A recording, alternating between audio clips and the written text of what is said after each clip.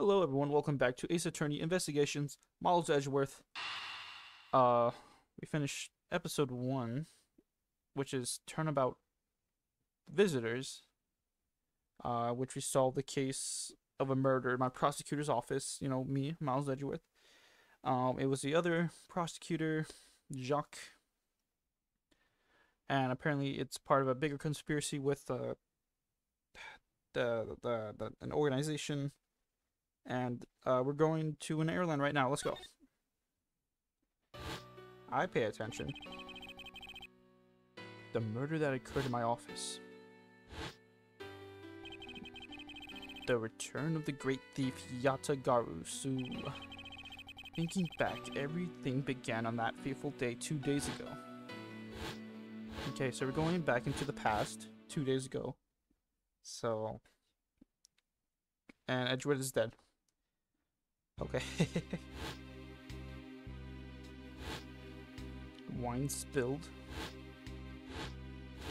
Piano. Airlines. I fly. Yes, everything began high up in the air, 9,000 feet in the air to be precise. Thank you for flying iFly Airlines. We are currently experiencing some slight turbulence. We are asking all passengers to please return to their seats and fasten their seatbelts.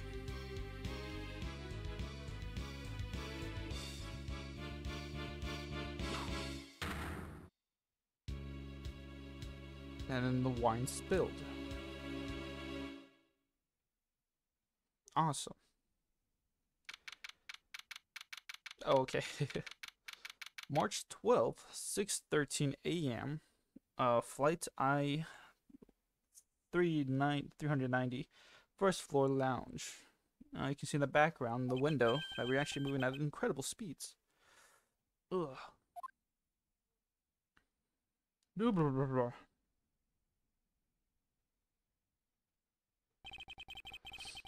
Why do I feel like I just woke up from a horrible nightmare? 6:13, huh? Guess I was out cold for about 10 minutes.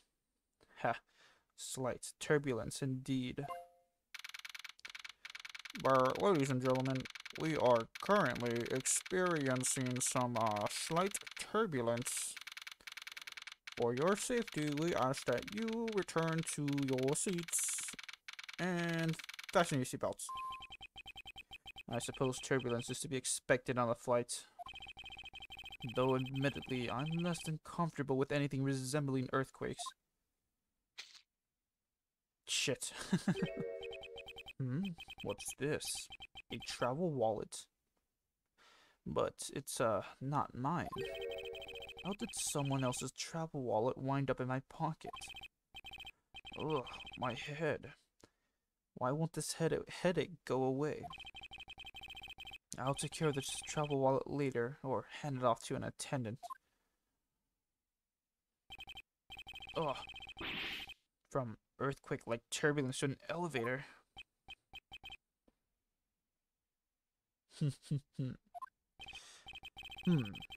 What am I doing hesitating like this? Actually, I know full well why I hesitate. It was when I was still but a young child. Daddy! I was caught up in a murder that happened in an elevator. But how long am I going to let my past haunt me? It's just an elevator. I am a grown man now. I need to behave like one.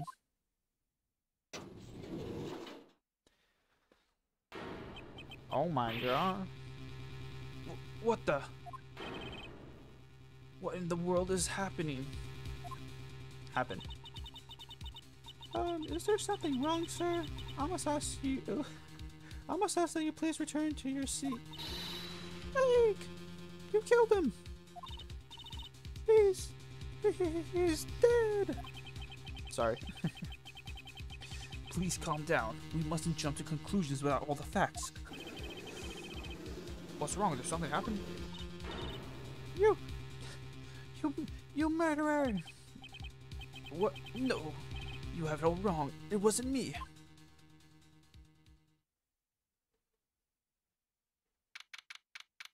and we go back to like and act like nothing happened. Second floor, first class. Everyone, I'm so sorry to interrupt, but I have an important announcement. Miles Edgeworth just killed someone. I am one of your flight attendants today. Rhoda Tenero? Okay. Unfortunately, we have just a minor accident on this flight. An accident? Don't treat us like we're stupid. I caught a glimpse and it was a murder. What? A murder? What's going on with this flight? Everyone, please calm down. There's no reason to panic. Oh, excuse me. This flight will stay on course make its scheduled landing. We are still currently in the middle of a rough patch of turbulence. So until we're out of this area of turbulence, I ask that you please remain seated.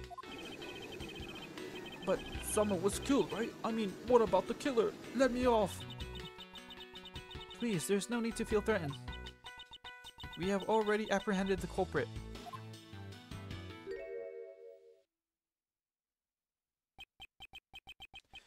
I ask that everyone please remain calm. What in the heck is he talking about? Why should we remain calm? My name is Miles Edgeworth. I am a prosecutor, and I assure you I am not the killer. Bah! Being a prosecutor doesn't make you incapable of murder, buddy. Now you listen here. I am not the killer. I simply found the body. Sauce! Eject him! So you say. However, I am sure that you are the perpetrator of this crime. I swear on my honor as a professional flight attendant. Okay. She's probably the killer. Oh, is that right? I know what I saw. And there's even very strong incriminating evidence to back me up.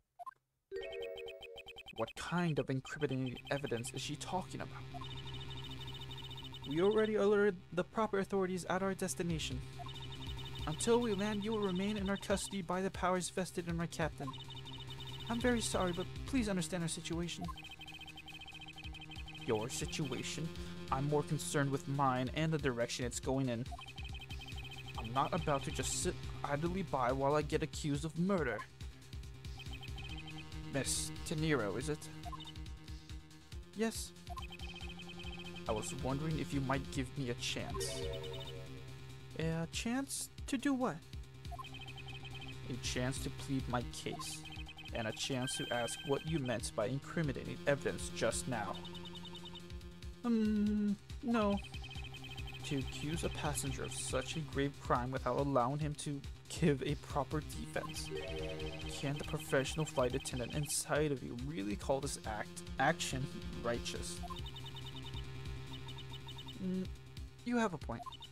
Very well, I'll listen to what you have to say. Oh, rather go into an argument already? But be wary of what you reveal. I'm afraid you only look even more suspicious if your explanation fails to satisfy. I also do not have the time to deal with you all today, so please make it quick. Of course, as you wish. Good. Very well then, let's get started. I know for a fact that I didn't kill that man in the elevator. What I don't know is what sort of evidence she has up her sleeve. But I'm certain it doesn't fit with how the crime really occurred. I'm gonna take a sip.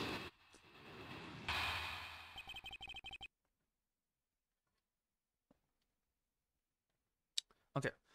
What Miss Tenero saw.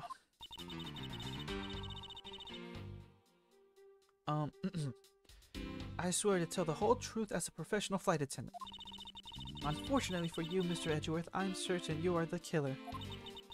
The scene I saw in front of the elevator, it was you standing there with fresh blood dripping off the murder weapon. So if you would please cooperate, we'll turn you over just as soon as we land. That's it? That's her evidence? I don't think you can ask for a more perfect witness testimony. Wouldn't you agree, Mr. Edgeworth? Not really. It's hardly perfect when there's a gaping hole in it. Rebutal. Let's look at what do we have here. Okay, we got my badge. I can examine this again, right? The badge design is set to reflect the relentlessness and discipline of the law enforcement. It comes from authority vested in us strictly as for prosecutors, law, and executors of sentence, much like harsh winter frost and bleak summer days. Towards and to find a way to oh, I'm sorry. Oh, damn it. I'm pretty sure we read this. Ah, damn it.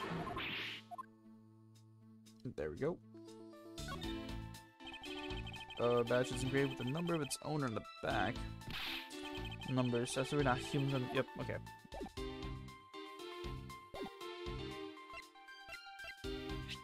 Okay, we got a travel wallet. Discovered in the lounge, picked up off the floor in front of the elevator. It isn't mine, so whose is it? Okay, can't check it. Crime scene notes: body found at 6:15 a.m. inside the elevator, stopped at the first floor lounge. Okay, looks like it's money. Looks like there's a cat statue. It looks like something's around his neck. Looks like the back of his head is bloody, so probably someone backshot at him there. Sky magazine. Okay. Details meals, movies, and other services inside. Let's check it. Flights itinerary, meals, drink, movie. All times shown correspond to our departure time zone. Cool. Okay, no profiles though.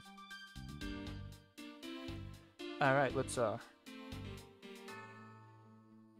press. Tell me, what exactly puts the pro in professional flight attendant for you? Well, it means you're very professional about how we take care of our passengers. Services like fetching papers and responding to calls are done with speed and accuracy. I can assure you that I give testimony to the same level as professionalism. But I'm sure you have already realized that by now, right? It's a bit hard to appreciate your professionalism when I'm the one under suspicion. And there you have it. My professional testimony is accurate and reliable.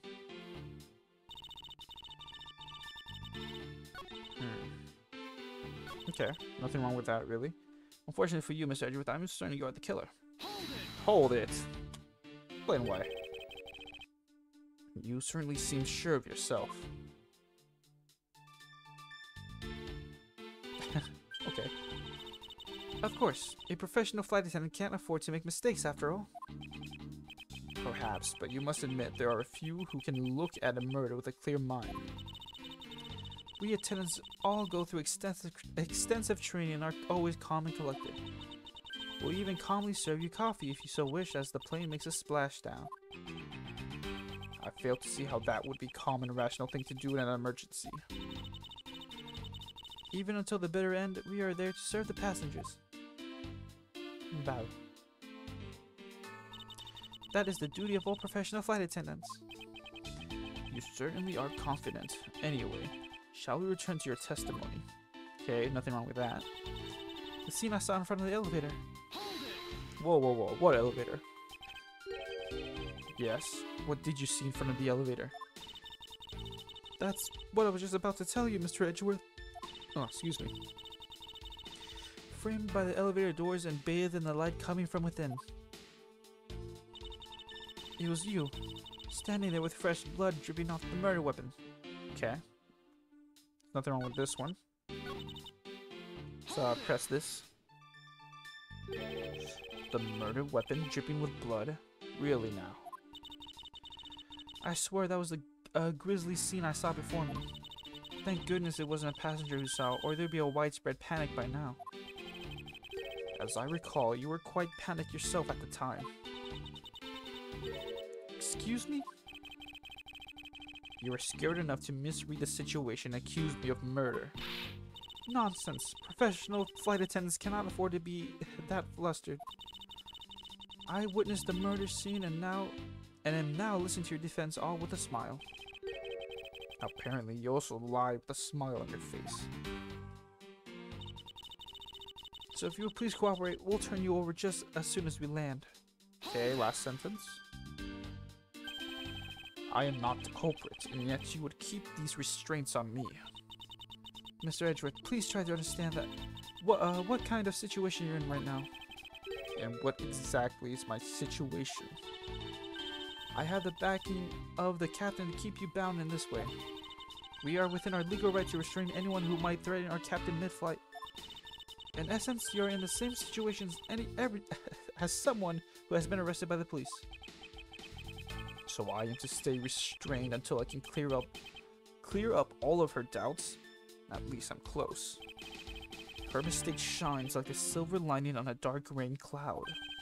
And I'm going to capture some of that light with evidence. Okay, let's obviously go to the... Oh, back here.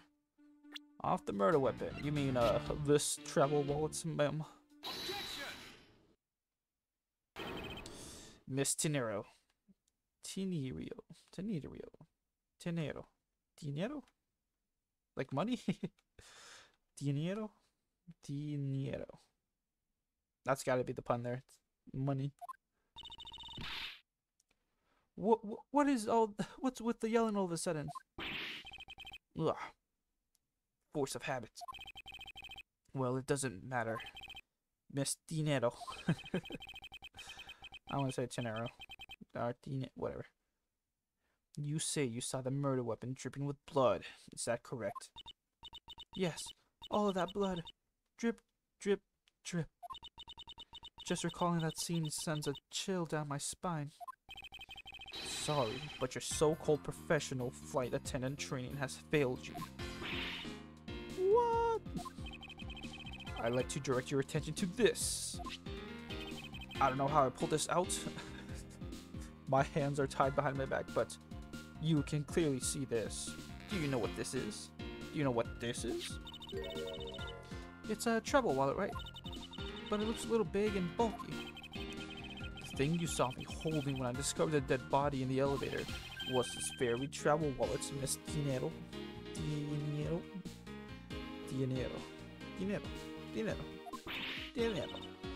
What? Impossible! Now then, do you still think I am the killer? That I killed him with a travel wallet? I saw blood dripping from the wallet. I know I did. As you can see, this wallet is clearly stained. But if you would be so kind as to take a whiff, I think you agree it's only grape juice. Then... That's right. You mistook grape juice for blood. Why is grape juice red? The murder weapon dripping with blood does not in fact exist. No! There, that should clear up that pesky accusation. Hold it.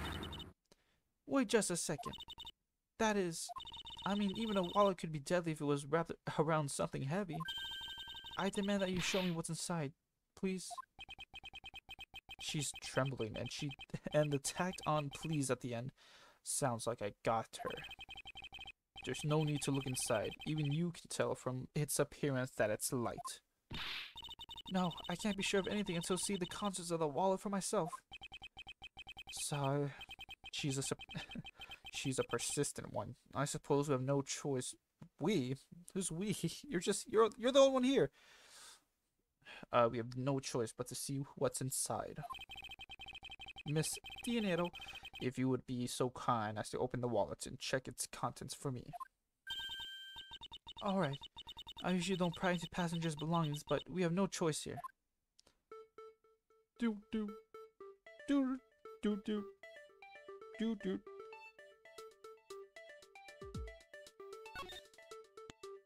Blip. It seems that this passport is all that is in here. As you saw, there's nothing but a passport inside.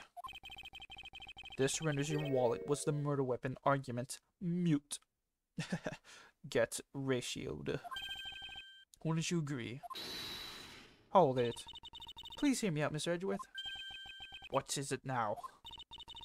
Well, I was wondering, whose passport is it exactly? That's not important. Can I take a look? Why not? I'm rather curious myself. This is the victims.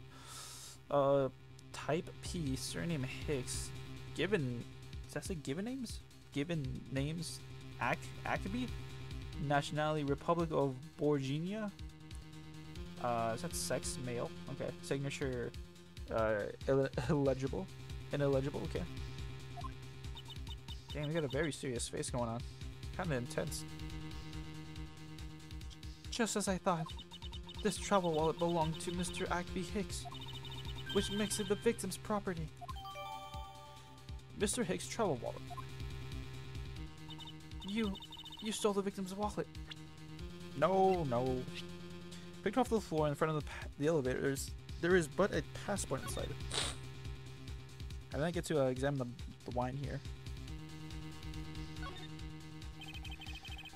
Grape juice stains the outer cover. True, it is I who dropped in the juice. However, I didn't do it out of ill intentions.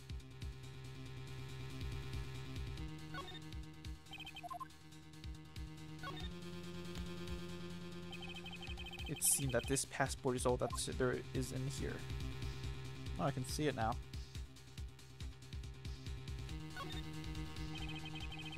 There's no money whatsoever inside the travel wallet. What is that though?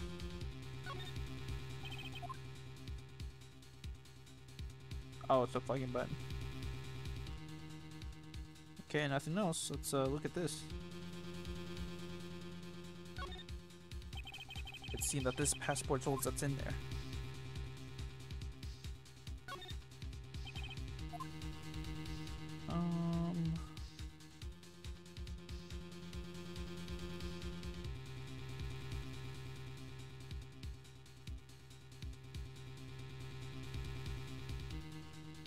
Oh, alright, I guess so. Okay. Didn't you? How dare you? You said it yourself. You claimed to be holding this wallet in your hands when I found you. Perhaps I did misconstrue the wallet for the murder weapon. But it seems that I wasn't wrong about who the culprit is. This bitch. Miss Dinero's logic. As you claim, the murder weapon is not the travel wallet. However, it is something you stole from Mr. Hicks after you were done with the vile deed. I find it hard to believe it myself, but your motive was very simple. You were out to steal Mr. Hicks' money, weren't you? Oh my gosh, please. So even though I didn't have the murder weapon on me, you still suspect me, I see. You stood up at the crime scene with the victim's wallet in your hands. How can I turn a blind eye and not suspect you of foul play? Rebuttal. Miss Dinero's logic. Okay, as you claim, the murder weapon is not the travel wallet. Hold it. Shouldn't that be proof enough for you that I did not murder the victim? Not at all. Oh, and why not? Because that wallet may not have been what I thought it was.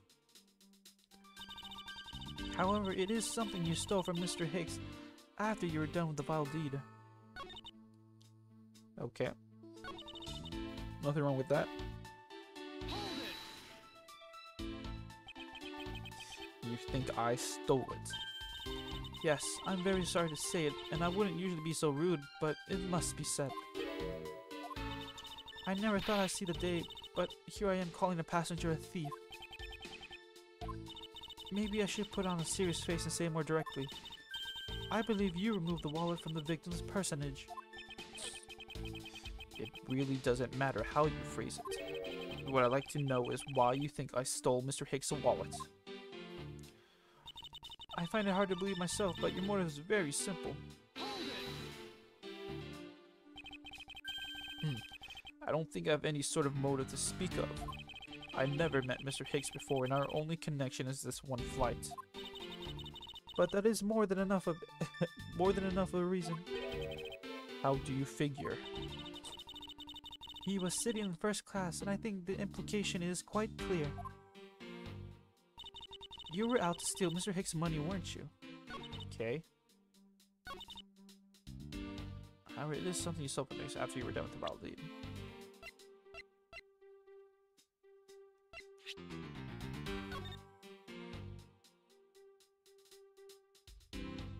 But his money was over on the floor.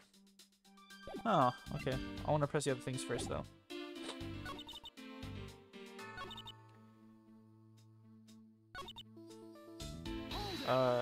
Did I press this? Yeah, speak of, I never, okay. Yeah, last sentence, here we go.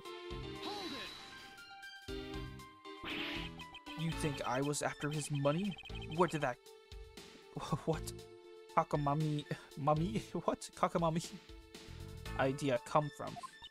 Fucking Edgeworth and his big ass words. True, you're also a passenger in first class, but I thought something was off about you and those deeply etched lines on your forehead. They're not lines, they're perfectly normal and part of my natural face. I don't think I ever met someone with such a terrible... What the fuck? Continents on a flight before. And that's when it hit me. You have the face of someone with money trouble. She really is making a fool of herself pursuing this line of logic. I should spare her and present this piece of evidence that contradicts her testimony. Okay. Well, okay, I'm gonna save this time though. Alright, I'm gonna take a sip.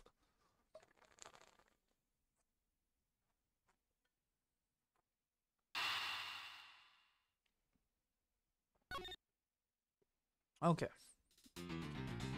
As you claim, the murder weapon is not the travel weapon. Yep. However, it is something you stole from Mr. Hicks after you were done with the wild deed. I don't think we need to present anything here. I find it hard to believe myself. Your motive is very simple. I don't think we need to do this either. You were out to steal Mr. Hicks' money, weren't you? Is this the last one? That is the last instance. Okay. You were out to steal Mr. Hicks' money, weren't you? Okay, so it's either this sentence...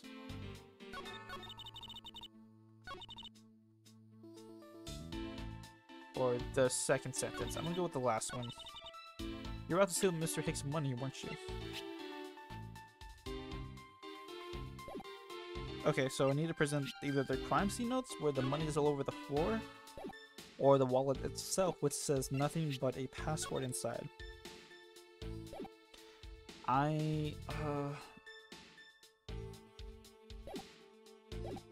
Damn. Second sentence, maybe?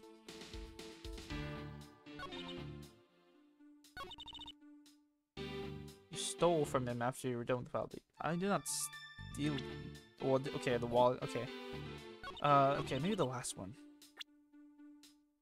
I'm gonna present the crime scene notes. This might be it. It might be wrong. Oh, thank goodness. My logic is sound. I wonder if I might get a word in, Miss Dinero. What is it now? Miss Dinero. I wonder if you noticed the contradiction within your own testimony. Bam, bam, bam, bam, bam, bam. What are you talking about? It's simply impossible that the motive for this murder was a monetary theft. One glance at the crime scene should have told you that. What about this scene will prove that the motive for the murder was not the money?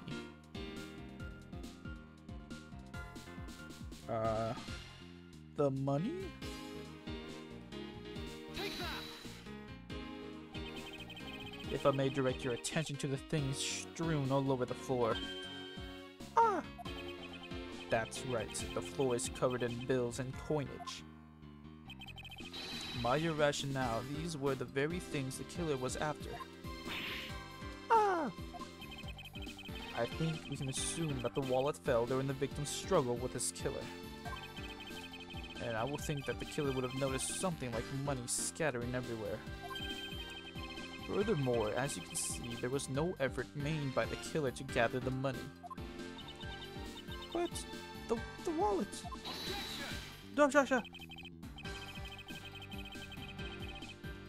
Ah, sorry, my nose. Okay. Ah, yes, the wallet. You would also recall that the only thing in it was Mr. Hicks' passport. Ah! If you are really insisting that it was a crime based on greed, then you're claiming that it was all for an empty travel wallet. Forgive me, please. Oh. Hey, what the heck?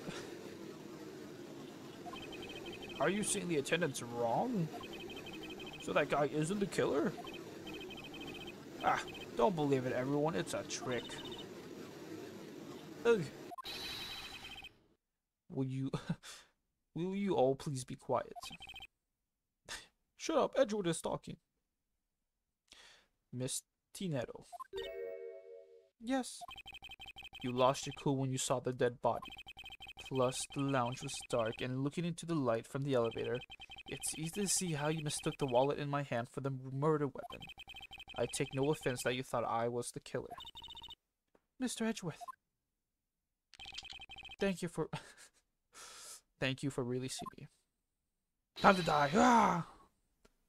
What the fuck? You're speaking in Wendigos. What is it? What is it now?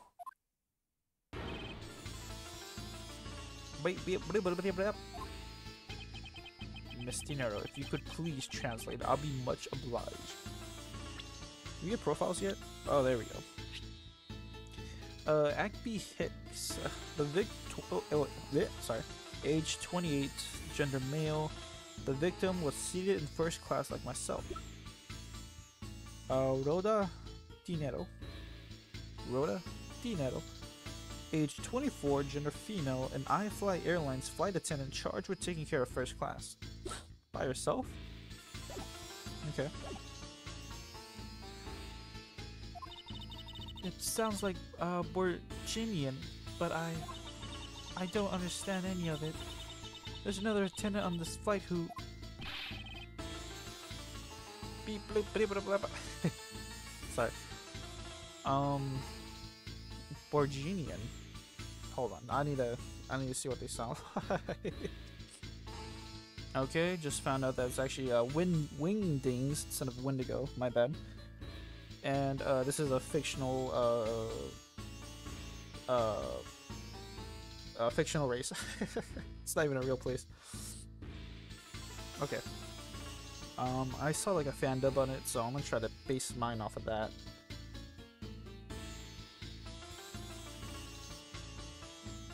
Okay. I said that he is given the runabout. I don't require an interpreter. I speak English just well, see? You, the attendant. Yes, sir. I want this person to be under the arrest until we arrive at the airport. I'm gonna go back to rubbing the statue. I'm sorry, sir, but what exactly are you hoping for? What is it that you want? I'm finished talking to the likes of you. Please, I would like to hear why you would like me to be held under arrest until we land. You! How dare you try to waste my time? You were the one who struck your nose into my affairs. I wanted to spend even at least one more second with my precious art. I have no time for other things. I know what you are. I see through you. Insolvent. Yes, I am pretty sure that's how you say it in English. Well, I hope that I don't dissolve into water, but I don't think that's what you meant. I'm sorry, but I don't think I caught your name. I am Zinc LeBlanc. Yeah, Blanc second. Zinc LeBlanc. Fuck. I'm just going Zinc. Zinc 2. Oh, Zinc's so good, they made a sequel to it. I'm a very wealthy man in the Borginia. Definitely real place. Definitely not fake at all. But I am not an ordinary rich man. I am an arts dealer, a rich seller of beauty. Mr. Zink, what do you mean just now? I'm not saying that word. Pardon? When you said that Mr. Edgeworth was giving me the runabout, I have to explain? Unbelievable. I will say it once and only once. I do not even have even a second to waste. Time is money, as they say. Yes, and yet you continue to blather on. I saw it, yes, I did.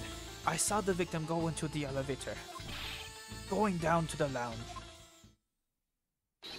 Damn, it's carrying a big ass jar. It was exactly at 6 o'clock. And what's the significance of that time?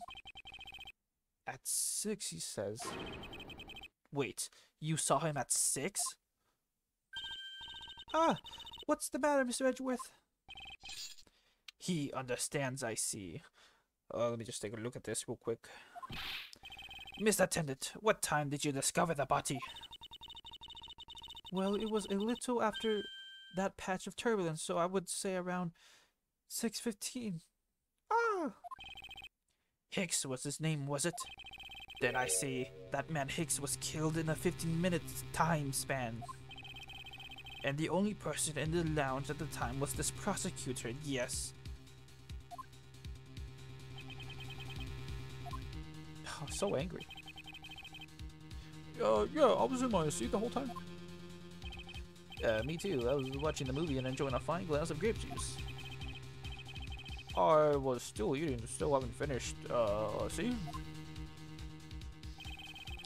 The other passengers have an alibi, so you have no problem with them, I suppose. No complaint, I see. Not a single word against this, right? I have no way of discounting what you have put forth at this point, but it wasn't me. Oh, you say. But do you have what you say, the evidence? Mr. Edgeworth, are you really the culprit after all? No. Just stabs her. Mr. Zink, I suppose you are quite certain in what you saw and saw enough to give testimony. Let's read his profile right now. Yeah. Zink Lab Link. I don't like it. I like Zink better. Sorry. Age 62. From N European Republic of Borginia. Real place. Says he's a wealthy art dealer, time obsessed. Okay. That's good, I guess. I said this. Okay. Of course. I was looking at that man the whole time. He was playing with that annoying little small machine the whole time. Machine? Yes, that's what you people call it in English, yes. It was making me crazy with the click, click, click. From that description, it sounds like some sort of small computer. I believe what Mr. Zink is talking about is a cell phone. I have to say that I did see him playing with it quite a bit himself. A simple cell phone. A laptop or organizer I can see, but that's kind of low budget. I hate that noisy little machine in his hands. Not a fragment of beauty, all it produces is ugly sounds. Anyway, I know what I saw. No, sorry if I got a little bit too loud. Miss Dinero. Yes. I was wondering if I might be granted permission to examine the crime scene. What? You want to examine the crime scene? If you would grant me a little measure of time, I'm sure I can produce the real culprit. I don't like the sound of that. Fox in the duck pen. Yes, I think that's how you say it in English. It's fox guarding the hen house, and I believe my innocence was proven earlier. And if I'm given the chance, I can clear up all the remaining doubts. Gosh, I can already feel my throat dying. Miss Tinero, if you wait until we arrive, there is a good chance that some evidence will have been destroyed by then. I understand. Let me see what the captain has to say. Ha! This should not be approved. Please, Mr. Zink. In an emergency, all decisions are to be made by the captain alone. Now please wait here while I go ask the captain what to do. I'll be right back. So, do you do anything for fun? You are not planning to erase evidence when you're doing your investigation, yes? Of course not. Ha, we will see. Let me take a sip of water.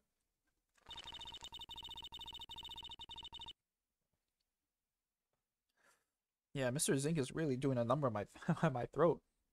Pause. Mr. Edgeworth, you have the captain's permission to investigate the crime scene. What? Unbelievable. I am in your debt, Miss Tinero. However, there is one condition. I am to supervise you. Can you agree to that? Of course. I see no problem with that stipulation. It's only natural as I am still a suspect in this case. Grr. I take full responsibility and will watch Mr. Edgeworth's every move.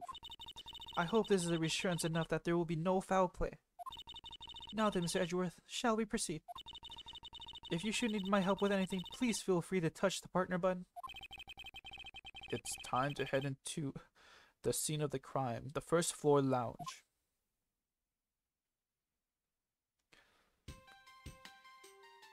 Do I go it from here? Oh, hi. Oops. Yeah, okay, let's just talk to her right now. Are you in need of assistance? Captain's permission. Miss Tinero, I'd like to ask you about investigating the lounge. As long as you have the captain's permission, I can't stop you from looking around. If you could pass the message along, tell him I'm grateful for his spirit of cooperation. I will, however, please realize that you're still under suspicion. To be honest, I still have my doubts about you. Of course, and I take no offense. Do you really understand what I'm saying? Yes, verily. Do you pinky swear you do on your honor as a professional prosecutor? I pinky swear I do on my honor as a professional prosecutor. Well, I guess that settles that. I feel my honor as a man slowly diminishing.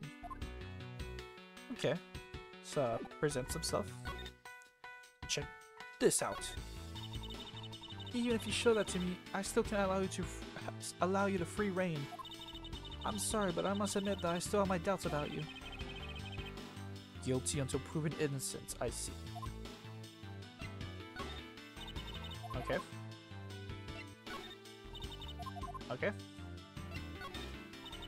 Okay. Thank you. You're really helpful, Miss Tinero. Shit, I pressed the wrong button. Oh yeah. I can go left. I guess that's where it's hinting me to go towards. Let's examine the food tray here. How did you find your meal to be, Mr. Edgeworth? Come to think of it, I forgot all about it. I must have been asleep or something. Oh, I'm terribly sorry. Let me prepare you something right away. What are you apologizing for, Miss Tinero? I failed in my professional duties by letting a passenger go... Oh, shit. I failed in my professional duties by letting a passenger go hungry. Please, help yourself. If you see anything to your fancy, feel free. I think I'll take my time later, after I've solved this case. Thanks. I like how the game... how we can actually solve a crime. Not in the courtroom, but rather, like, outside of the courtroom. I think that's kind of fun. An interesting idea. This leads to the... oh, sorry.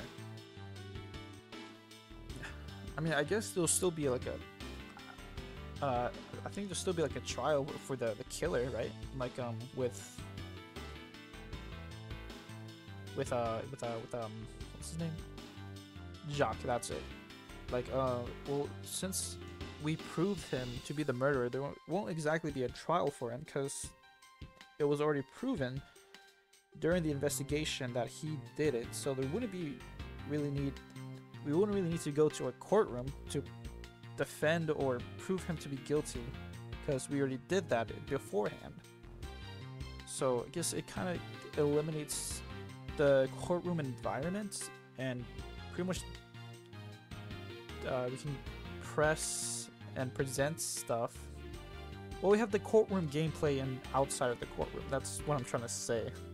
And I think it's, you know, fun because after having 3 games and having that in just a courtroom, which just looks the same, I think it's a nice change of pace to be able to explore your outside, you know, do some of that world building we got going on here, like this airplane. This is a very important part of world building. I don't really know what I'm talking about anymore. I just think it's cool. It's cool so far. Okay. That leads to the emergency escape hatch. You can't go there in mid-flight. What's the probability that the criminal escaped through here? 100%. Oh, let me finish my thought. I'm 100% certain they didn't. When I'm searching for an answer, only complete thoughts need apply. Okay, can you move out the way so I can talk to her? She seems sleepy. Excuse me, but may I have a word with you? You there. Yawn. If you need something, please ask Miss Rhoda over there. Okay. What the? Hey, wake up. You. I'm terribly sorry that she's being so rude, Mr. Edgeworth. No need for you to apologize. I just find it hard to believe she's asleep on the job. If I were her boss, I see to it that her salary was cut so low that it was in the red. Edgeworth, please. Alright. Okay. The button, right? In order to preserve the crime scene. Oh, sorry. In order to preserve the crime scene, I'm afraid the elevator is not in service. To get an airplane has an elevator? What the fuck? It's a big ass plane. Is that a thing? Oh, wait. Let me just do a quick search. Can airplanes have elevators? Oh. Do airplanes have elevators? The elevators move certain but some fly by wire control aircraft. They move differently. Okay.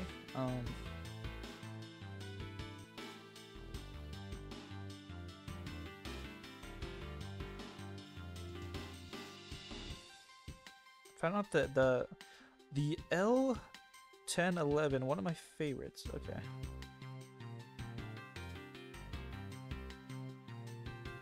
Personal elevator. Okay, so yeah, it's possible. Yeah. I just never seen it before. Wow. To get to the first floor lounge, we should take the stairs. What is this though? It's a movie poster for License to Love, Laugh, Maim, and Murder. Live, love, laugh, maim, and murder. That's an AAI Airlines sponsored movie. It's a suspense, hard-boiled action romance horror comedy movie. Damn, sounds like my kind of movie. Is that the genre listing for this movie? Yes, it's a movie that can be enjoyed by anyone because it encompasses all of those genres. I can't even begin to imagine what the plot of this movie would be like. But you have to admit it has piqued your curiosity, right? I heard that the main strategy in with this genre listing was to make people curious. Well then, consider the mission a successful one. Okay, let's talk to this guy. Hurry up and investigate. Time should not be wasted. Precious is human time is how you say it, I believe. Right. Take a look at this. Mr. Zink seems to be protecting the gargantuan vase on the on the chair rather closely. It's a marvelous vase though, isn't it? Yes, I dare say so as a professional attendant. I don't think there's any real connection between a piece of art and being an attendant. But I'm not just any old attendant. I'm a professional flight attendant. As though there were such a thing as an amateur flight attendant. Excuse me. Okay, so let's look at this luggage here. This was Mr. Hicks' seat. I don't see the machine Mr. Zink was talking about. Perhaps it's in the elevator. Maybe. We should probably head down to the crime scene now. But I'll continue taking my time looking around. Okay. Oh, new exam stuff. It's my seat. Unfortunately, I didn't bring anything particularly useful for an investigation. It's not as if I'm constantly prepared for such a thing to occur. Well, you probably should now. In this line of work, you're definitely prepared for a murder case. Here's my seats. Are you any closer? Ah, that's right. I was in the middle of recreating a chess game. Just an observation, but aren't there too many red knights around that lone blue pawn? Nonsense. It simply shows that the blue pawn is no match for the red knight's might. Okay. You there, sir. I'm facing the wrong way. Oh, don't get near me, you criminal. He said don't get near me, you criminal. I am not the killer, and I intend to prove that starting now by not killing you. But that's contrary to the facts. He says that's contrary to the facts. I can understand his English just fine, thank you very much. We got a Bowie. A lifesaver? Sorry, a Bowie. What's a lifesaver doing here? Oh, it's the collision flavors. My favorite. I bought it at the oh it's the passenger. Okay. I bought it at the in-flight shop just beyond the lounge. If something should happen, having one will save your life. I think this guy would have been better off not taking a plane to begin with. Well, he is pretty prepared. Everyone's laughing until they actually go into a plane crash. If I may have a word with you. This steak so awesome. That's great to hear. However, I'd like to ask you a few questions. I was here munch whole time, so wouldn't know. Eat or speak. Please pick one. Munch. Sorry, I'm a certified munch. I think you chose to eat. Yes, I can hear that. You there, super tall man. Wow. Okay, that's him. Okay, let's talk to him.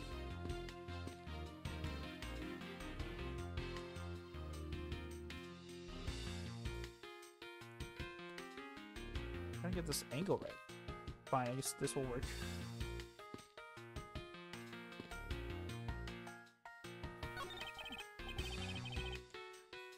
Hey, miss, how about another glass?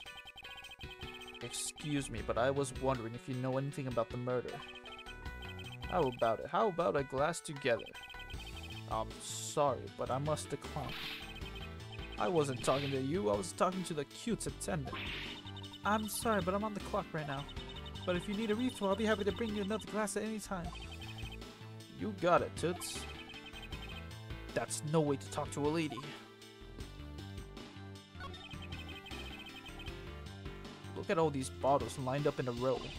It's a miracle they made it through the turbulence without a scratch. Actually, we asked the drink vendor to clean up all the ones that did break earlier. Then you need to tell me that he put all these up here after the turbulence? We're simply thrilled to have someone so interested in the variety of drinks available. I don't think anyone should drink this much. There is such a thing as overhydration. Okay. Let's see if there's anything else to talk to her about. And we don't have anything else either. No new profiles either. Okay. Alright, let's move on.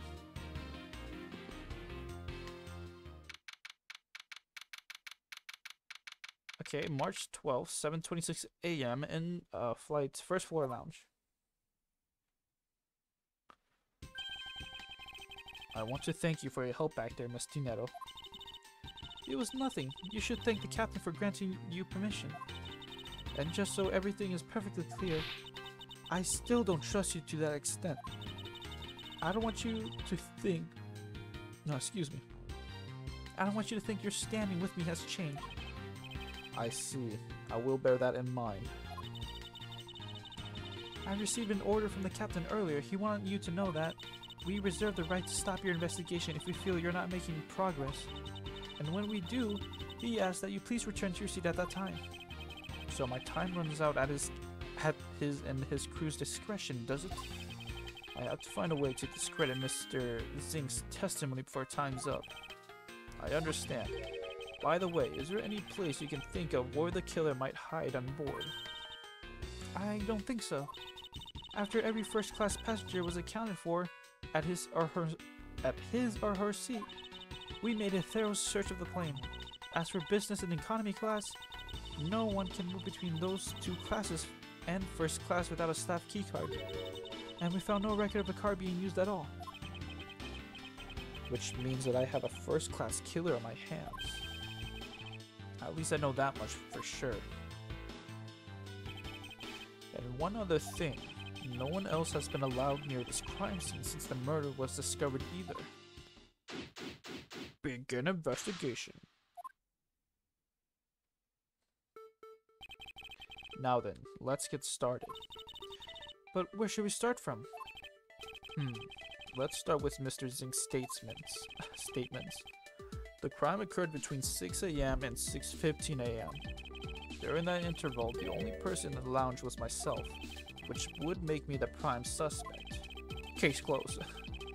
However, since I did not kill Mr. Hayes, it means that the killer was around somewhere.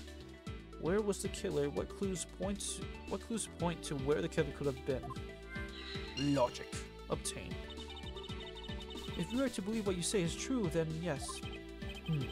The first order of business will be to gather information to win your trust. Oops, sorry. Forgot the run button is B, so I can just go back, right? This door leads to the flight attendant's room, but please understand that it's off limits to unauthorized personnel. The room is given off the scent of a woman's perfume. One would think that perfume would smell great, however, to me it simply smells. Not that I have any interest in what lies behind this door. Perhaps we should return to the investigation, Mr. Edgeworth. Mr. Edgeworth? Sorry, I spaced out for a second there. Can't go back up either. Okay, let's definitely just save. If we really are on the clock, then I should probably save. Gives me a chance to drink some water, so...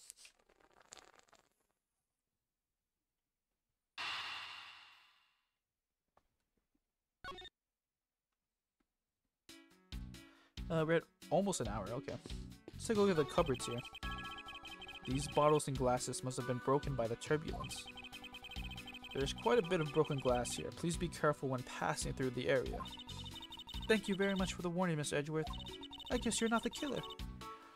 However, no matter how kind you are towards me, know that it does not clear up any suspicions I have about you. I wasn't warning you for the sake of clearing my name. Right. Okay, yep. Dang, yep. These counter windows offer a glimpse of the sky, but these clouds, they tell me nothing. Mr. Edgeworth, you look like you're talking to the clouds. Is that so? Then tell me, what do you suppose I said to them? I don't know, but it looks like a rather one-sided conversation. Oh, you got jokes now, huh? The clouds, they tell me nothing.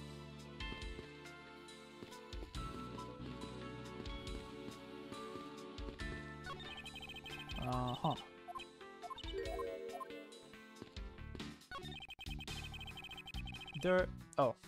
There are a few copies of Sky magazine in the magazine rack. This month's special is an English trivia quiz. That's not a bad idea. I've heard that the youth of today don't know a particle from a participle. What? A participle. Now, please don't go around confusing people with made-up words, Mr. Edgeworth. Who ever heard of such a silly word as participle? Case in point.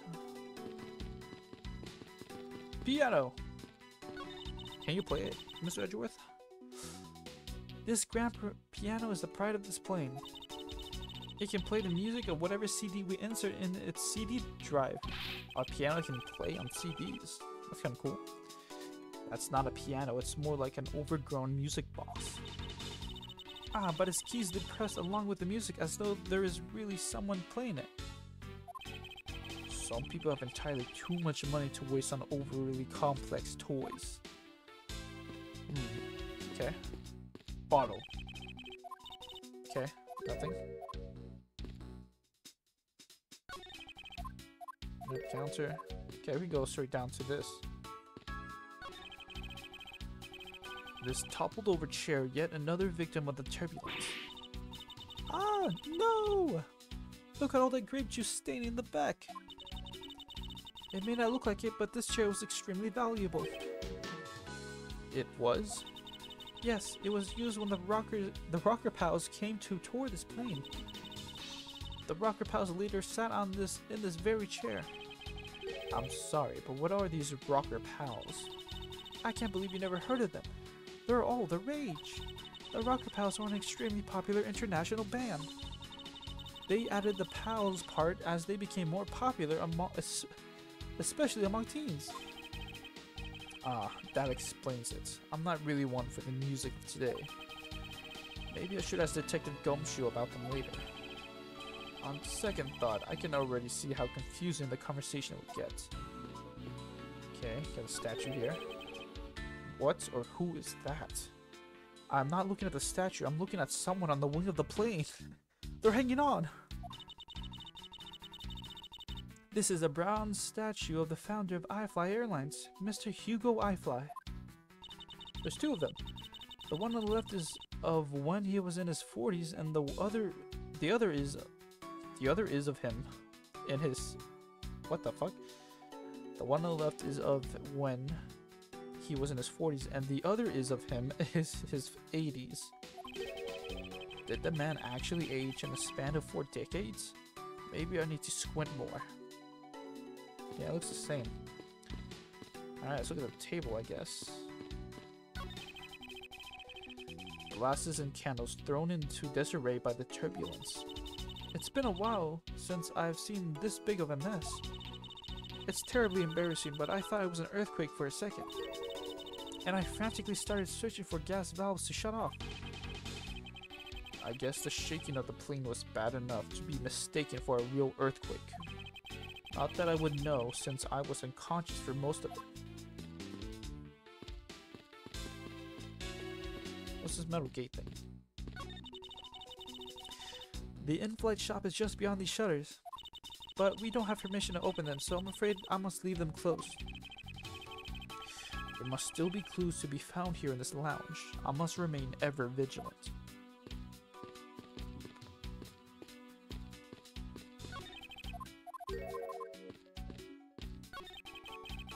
A pity that a bronze statue knows not when good drink has been spilled at its feet. This is a statue of our founder, Mr. Hugo Flies, who was a big fan of grape juice. I'm sure he would be thrilled if he knew such grape juice was here at his feet. Is that a hint of hero worshipping I detect?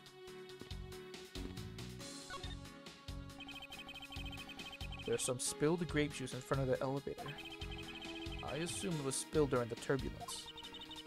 Oh, we must clean that up or someone might get hurt. Aha! What is it, Mr. Edgeworth? I found some very important evidence. Oh shit, I didn't see the footprints. What is this important piece of evidence in the scene? It must be...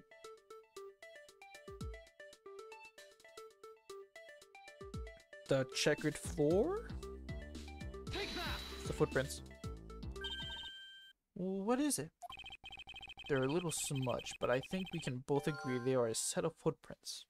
Spilled grape juice. There is some spilled grape juice on the floor in front of the elevator. Logic. So you think... Yes, these belong to our killer. Oh, then maybe we should check the shoe sizes of everyone in the first class. I don't think that will be of any help to us. Unfortunately, the prints are too smudged, which will make it hard to get a definitive match. Oh, I see.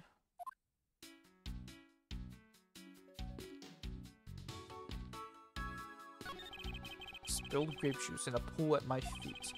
Unfortunately, the delightful scent of grapes is obscured by the unpleasant smell of the crime scene. This scent is in the air. It's the same smell as the smell of my towels after they came out of my home dryer. I would never expect something like that by looking at you. I suppose everyone has something unpleasant about them.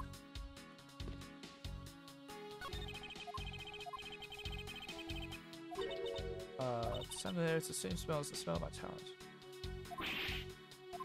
Okay, never mind.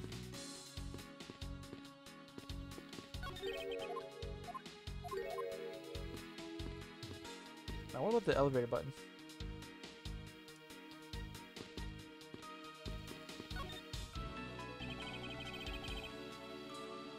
What floors does this elevator service? Only the first and second, although it can also go down to the cargo hold. However, that requires a flight... Oop, oh my gosh, okay. That requires a flight crew keycard. So the only floors accessible to the passengers are the first and second, huh? Elevator. The victim's body was found inside the elevator that connects first floor and second floor. Logic?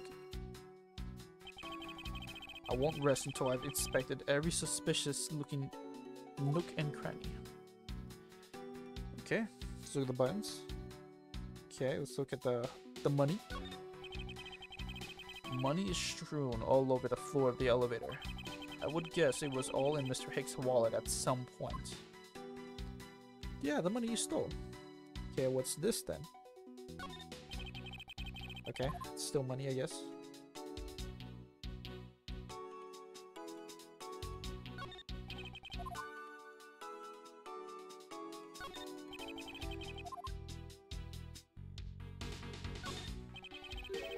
What is this sinister looking figure on the floor here? iFly's Airlines? Oh, that's a piggy bank of our own company mascot, Mr. iFly. It's just one of the many pieces of merchandise we sell at our in-flight shop. This bank is a limited edition and is so popular that we're down to our last one. You have an in-flight shop? Yes, it's just beyond the lounge to the right.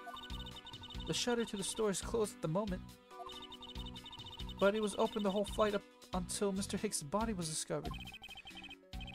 There's blood on here. Could this have been the murder weapon? The blood on it is still fresh. Could this have been the murder weapon? Logic. Okay, let's see what else. Okay, money still.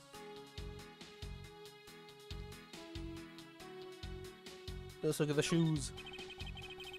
There's no grape juice residue on the soles of the shoes, making it highly unlikely that Mr. Hicks entered this elevator after the turbulence. Y'all see the pants? Y'all see the slacks? I doubt anyone was expecting to find a dead body in an elevator this flight. So Mr. Hicks, he's really dead?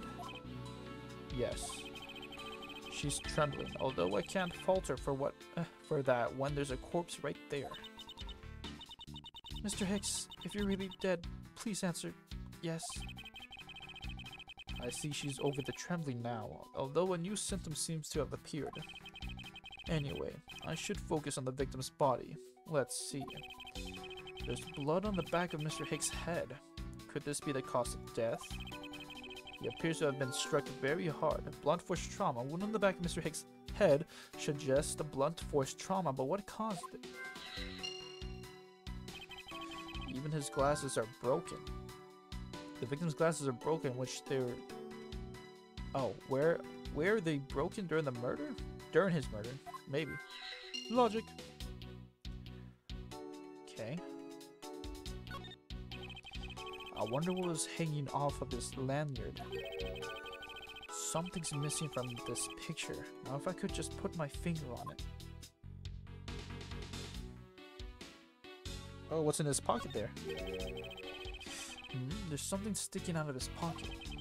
Hope he won't mind if I take a look at what's inside. It's a picture? Wow. It looks like it was taken inside a building somewhere. What kind of demonic ass picture is this? Go to Mr. Hicks. Is that all here?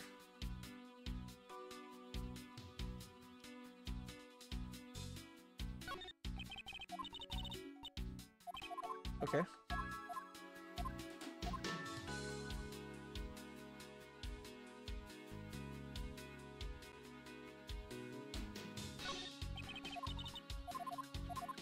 Okay, is that really it here? Let me see.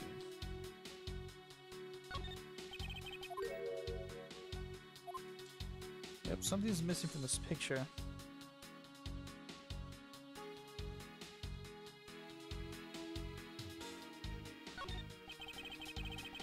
Okay.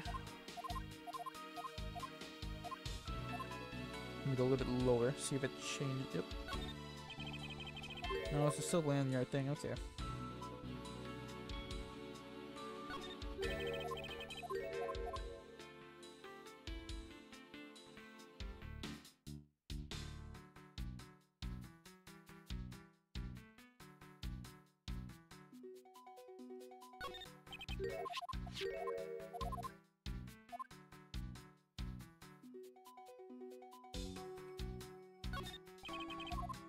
Okay, I think that's it. Let's talk to Miss Tinero first. Notice anything? Did you notice anything? I was wondering whose footprints these are next to the elevator. I'd say the killers, wouldn't you say? Even if they aren't, I'm sure they are a vital clue to solving this case. Oh, maybe there are other clues waiting to be found out in other places. Come on now, Mr. Edgeworth, let's go find them together. A word of advice, nobody likes a credit thief, so stop stealing my lines. Why is your face flinching? You see that? It's twitching! Oh no! She's probably the killer. Probably. I was wondering if you noticed anything, Miss Tinero. Yes, I can't help but notice the sad atmosphere in here. Yes, it is a rather tragic crime. I'll say, robbing the poor man after bludgeoning him to death? Talk about rubbing in the salt. I believe I mentioned this earlier, but no money was stolen from Mr. Hicks. Oh, yes you did. Sorry for the accusation. But I still insist that there is something off or missing from when he was at his seat. Oh, something is missing? I can't forgive someone who would do this to a passenger of mine. Wait, his lanyard. Let me look at the picture. Oh, it's that machine thing that Mr. Zink was talking about. Found in the victim's pocket, a souvenir picture perhaps. Yes, yes, indeed. Did I read this? I think I did. I swear as a professional flight attendant that I will capture the culprit with my own hands. And I promise as a prosecutor to solve this case with logic and deduction. Edgeworth, shut the fuck up. I should go over all the leads I collected so far one more time. Every time Edgeworth just says logic and deduction. He just sounds fucking stupid. Yes. Yeah, seems to be a killer on the loose, but fret not. With my logic and deduction. Sounds like you're just rubbing it in. I should go over all the leads I've collected so far one more time. The key to solving this lies at the intersection of my logic and the evidence. Alright, let's see if we can present this. Alright, you still won't like me, I got it.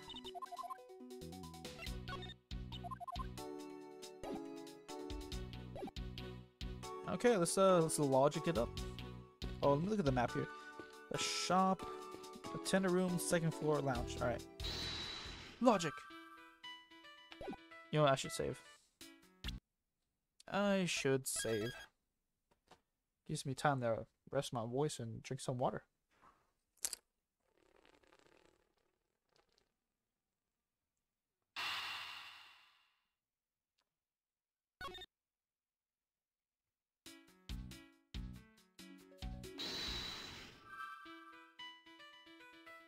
Alright, we got a lot of stuff here now.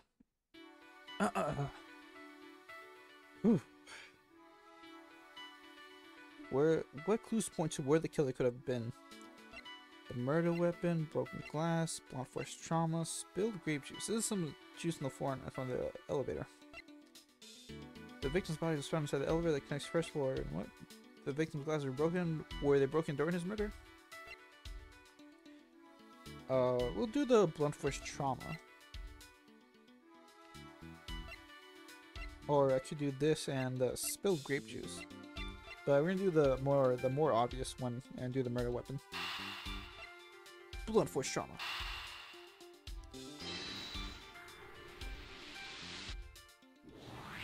Brain blast. A statue with blood on it lying next to the body of a man who was beaten to death. Oh, Mr. Edgeworth. I think I figured something out. Yes, what is it? The way the blood is on this, it looks like it matches up with the wound on his head. Well, aren't we deserving of the Master of Obvious title? Well, what do you think, Mr. Edgeworth? Don't you think that's worth investigating? It would appear that this figurine is our murder weapon. Oh, I just knew it. I mean, I can't think of any other connection. Perhaps a Master of the Oblivious would be more befitting.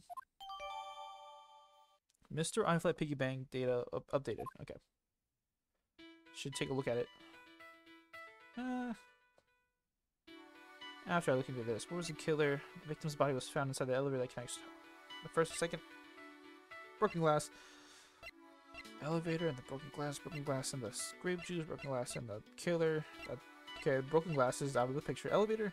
The victim's body is inside the elevator that connects to the first floor and second. What was the killer? What clues point to where this killer could have been? Okay, it could have been in the elevator, yeah. But the spilled grape juice is kind of more obvious.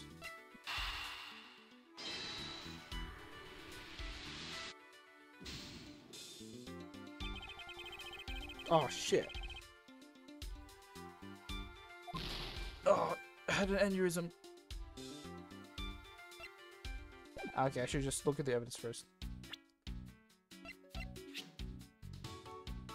Usually on display at the in-flight shop, found at the crime scene with blood on it. Oh, I can check it now. Hello. It says I fly Airlines. You know, I've never seen it occur a lot recently, but it's been bothering me greatly. But why does nobody know how to properly capitalize and space nouns correctly anymore? Yeah. Yeah, he has a little butt.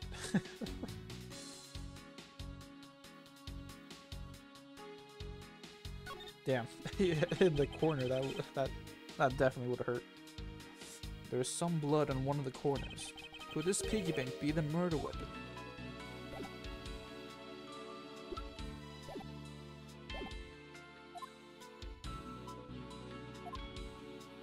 Let's present this to her, see if she has anything to say. Okay, she's rather be not helpful. Okay, so I do have to prove something else.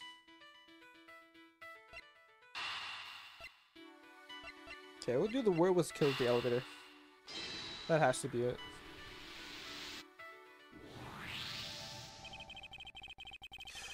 True, there wasn't anyone else in the lounge other than myself right before the turbulence. But if the killer was in the elevator along with the victim, then that's a different story. In the elevator with Hicks, if only I could prove that the killer rode the elevator with Hicks. Logic. In the elevator with Hicks, spilled grape juice, broken glass. If only I could prove the killer rolled the elevator with Hicks. Yeah, I don't think the spilled grape juice is gonna help me there.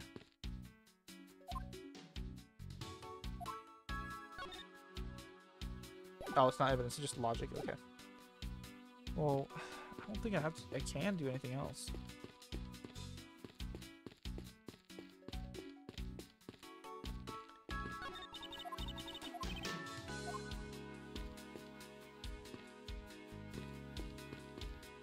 Okay, let's logic it up again.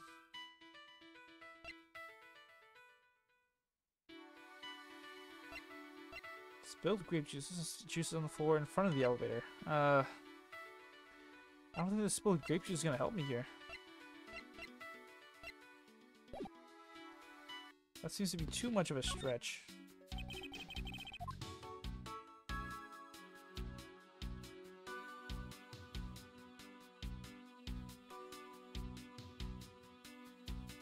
Oh, I can deduce. Huh. Okay. I don't know what to deduce, though.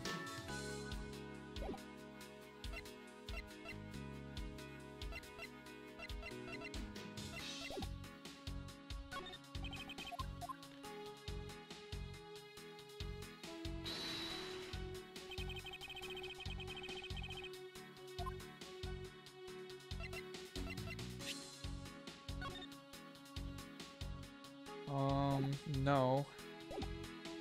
I don't think there is anything to do this. Well, actually, yeah, the picture.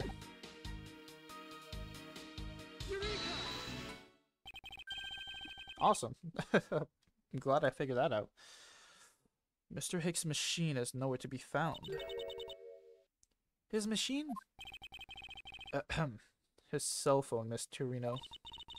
Sorry, dinero. Ah, so I guess because it's not here. Yes, I think we can safely deduce that the killer took it. Missing cell phone. Let's go in the elevator.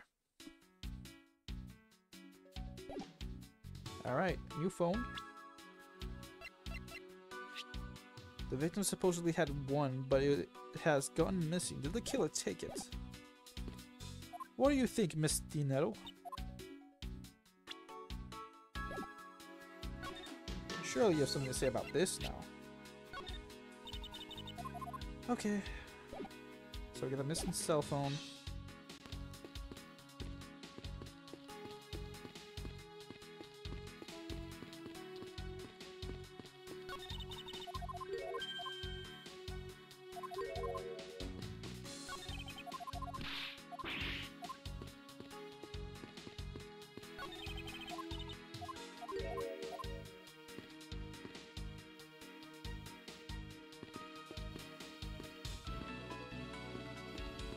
Huh.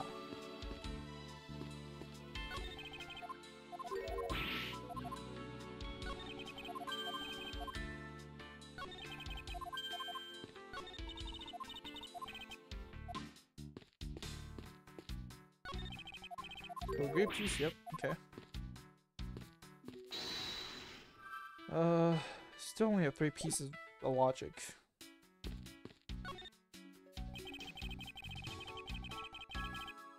I already checked that earlier, so I think, is that my indicator that I'm actually done with that? When he says I already checked this area, but...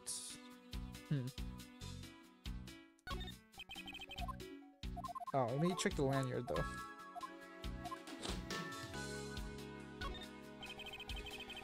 The machine that should be hanging off of here must be somewhere on this plane. Okay, yeah, I think we are done with this. So, I guess the only thing left is to logic. Spilled grape juice in the elevator with Hicks. Were they broken during his murder? I guess it must be the glasses, because the juice is outside the elevators. That's not going to prove that someone was in the elevator with Hicks. Damn it!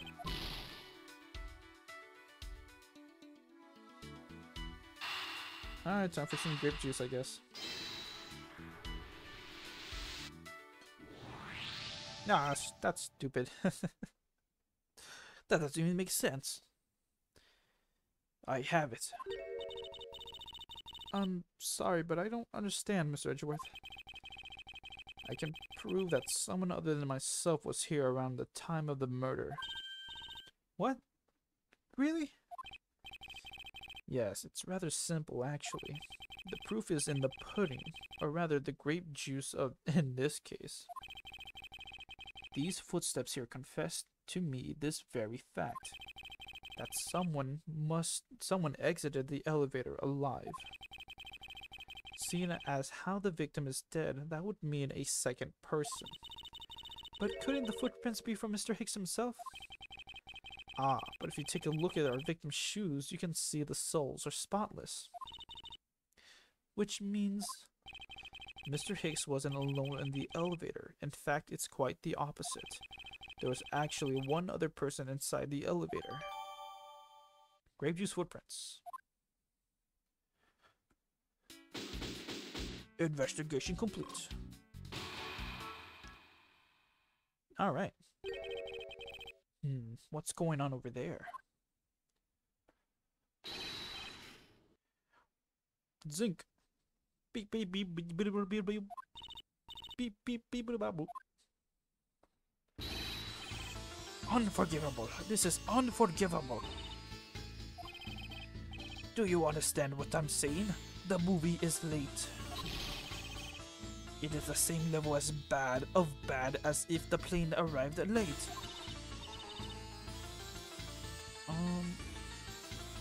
But the movie... What?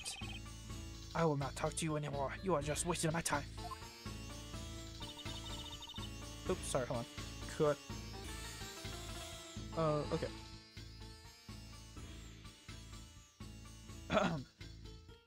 What is the matter, Mr. Zink? If there is no emergency, please return to your seat, sir. Do not tell me what to do. I need not to sit down. Well, Mr. Prosecutor, did you prove you are innocent yet? If you would like, I will prove my innocence to you right now. What nonsense! Are you saying my eyewitness testimony is mistaken? Not mistaken, merely that there is room for doubt. I'd be most honored if you could please tell me what you saw in detail once more. Fine, suit yourself. What I saw. Testimony.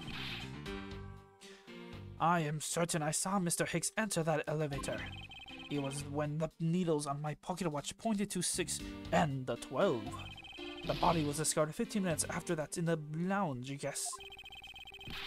Then you, the only person in the lounge at that time, must be the criminal. Mr. Zink's conclusion seems to make logical sense. After all, the only person in the lounge at the supposed time of the murder was me. So my eyewitness testimony.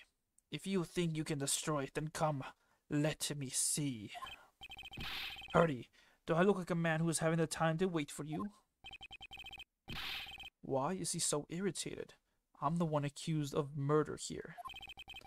Anyway, I must find a way to discredit Mr. Zink's account somehow, and fast. And fast. Rebuttal. I am certain. Okay, sorry. I am certain I saw Mr. Hicks enter the elevator. Hold it. Wait. Just wait a minute. Mr. Zink, were you able to get a good look at inside the elevator at the time? Of course, I saw what was inside. And you are sure that the victim was in the elevator alone? Yes, the only person inside was that Mr. Hicks man. This last outburst is a bit too important to let go. Sorry, I was getting caught up in the voice acting. I need to see through it again. Were you able to get look at the elevator this time? Of course, saw what was inside. And you're sure it was the victim in the elevator alone?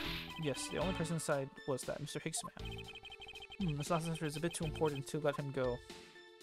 Okay, so that's a lie, obviously. There's someone else. Someone else in the elevator. Can I prove that already? I could prove that. I could just end it right now. But I want to press all the other sentences. The other statements, sorry. The only person inside was that Mr. Hicks man. Was he really alone? Of course. I would bet even a 1 cent. A cheap ante? Or a cheap testimony. But if that's how you want to play it, I'll happily take your 1 cent. It was when the needles on my pocket watch point to 6 and to 12.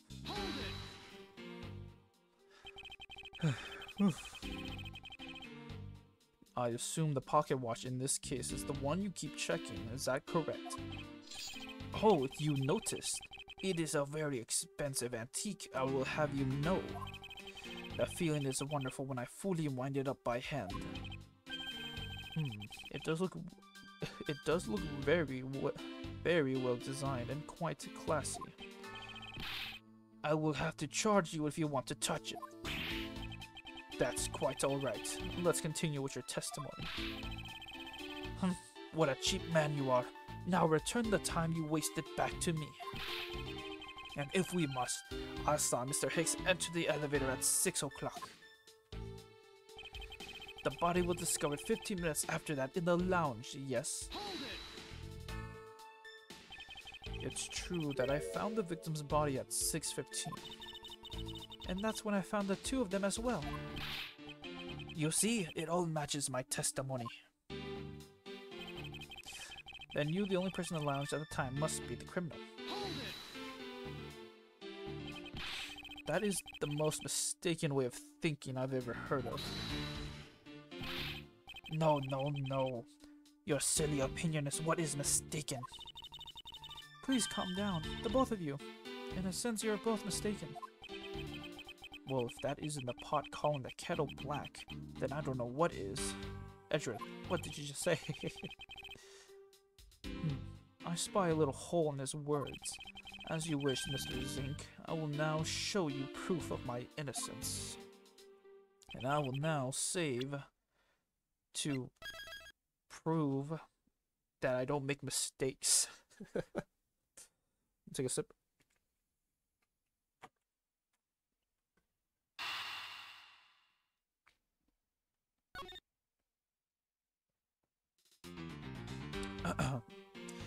I'm certain I saw Mr. Hicks in the elevator. Okay. The only person inside was Mr. Hicks man. It was then in this point, the body was discovered 15 minutes after the Airlines jets. Then the only person in the lunch must be the criminal. Okay, I think the obvious thing is here. The only person is this. And we'll present the grape juice footprints. You stupid bitch. Mr. Zink. What is it? There's a very glaring contradiction in your testimony. What do you mean? Please take a look at the area in front of the elevator. There, at the spilled grape juice. Yes, and? Will you admit you also spilled it with blood? With the blood? No, it spilled itself during the turbulence. But the interesting thing here is the set of grape juice footprints. Footprints? Yes, the one that led from within the elevator out into the lounge itself. It's evidence that proves that someone other than Mr. Hicks exited the elevator alive. Oliver. There must have been another person in the elevator with Mr. Hicks. Now then, I'm done playing games. Why don't you tell us the truth? Oh, wing ding ding ding. Can you please translate for us? Oh, hi. You look lovely. No, wait, that's totally impossible. I guess it's what he said. No way, that is totally impossible. I know there was no other person in there. I saw with my own eyes. If you want to know what I think, Mr. Edgeworth, I don't think Mr. Zink is lying to us. I suppose she's right. He doesn't seem to be lying. Damn, if only I had a Magatama with me. But then, what does it mean? What about this contradiction? Mr. Zink, please, just once more, would you recall the details of what you witnessed for me?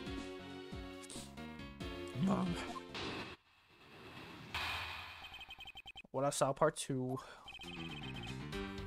I was very upset when Mr. Hicks passed by my seat.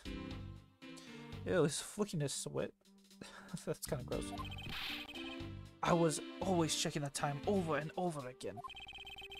I happened to follow that man with my eyes when he passed me, and I saw clearly into the elevator he was entering.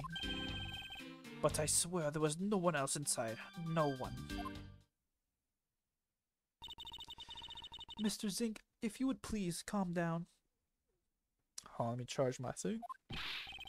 What? Don't you two have an issue with my eyewitness testimony?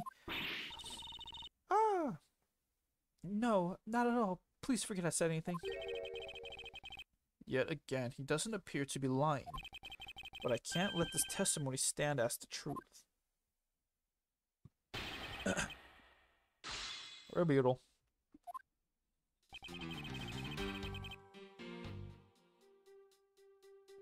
Sorry, hold on. Okay. I was very upset when Mr. X passed by my seat. Why were you upset? So, are you still upset now? I am always upset. The only time I am not is when I have a piece of art in my hands. It's surprisingly easy to believe that about him. But I was even more upset when Mr. Hicks walked by me. I was always checking the time over and over again. I don't know why I'm still saying the voice. I should stop. It's hurting my throat. Why were you so attentive to the time? Because something unforgivable is happening. Come to think of it, you were yelling about something unforgivable earlier. I was given a compliment to the attendant about the movie starting time. A complaint, sorry. Return back to me my time and money. You understand the point. Movie? Is he talking about the in-flight one that's mentioned in the magazine? A summary of the plot in the start time. Interesting. They were supposed to show license to love, laugh, maim, and murder. I cannot see that movie in my country. You can only see it on international flights. What the hell? Movie exclusively only on flights? I don't think that's the right move to make. I think you should release it everywhere else. Release it at the theaters. At DVD at least. I looked forward greatly to that movie. I checked my pocket watch whenever possible so I would not miss it. I even set my pocket watch to the destination time when I came on board. So my watch is not wrong. It matched the schedule. But the movie was still late. Very, very late. Your pocket watch. I'd like to ask you a little more about it, if that's alright. The movie I wanted to see would not start, so I checked my pocket watch many times. I'm gonna take a sip.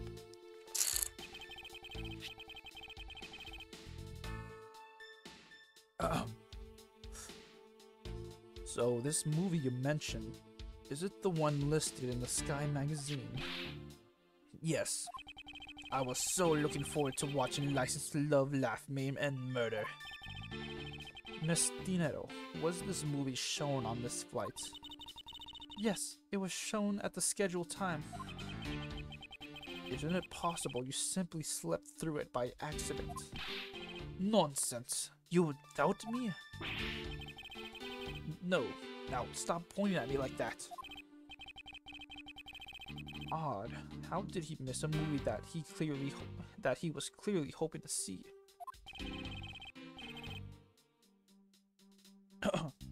Sorry, hold on, let me do the cut. Okay.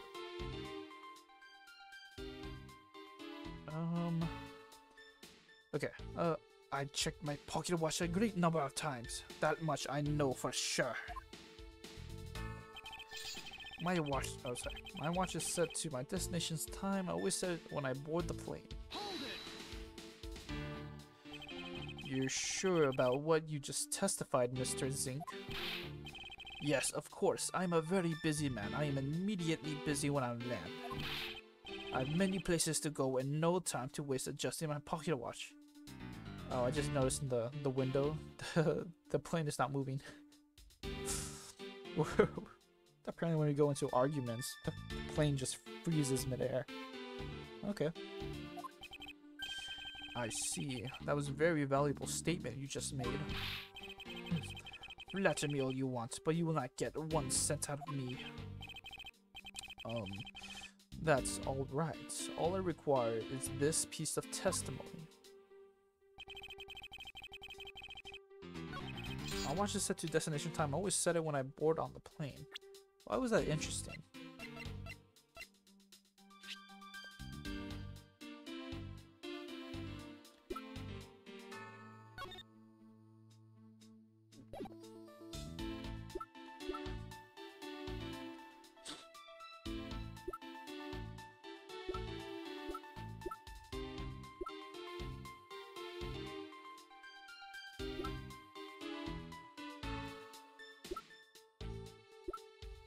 Okay, so I continue. I happened to follow that man with my eyes when he passed me. Since you only happened to see him, it's possible that you missed something in that glance. Even if I only happened to, I did not miss a thing. And how can you be so sure? Just because. I would appreciate it if you didn't take my life so lightly with a simple just because. Well then, I was only making a joke. I saw Mr. Hicks, alright? And I saw clearly into the elevator he was entering. Is it possible that someone was hiding inside?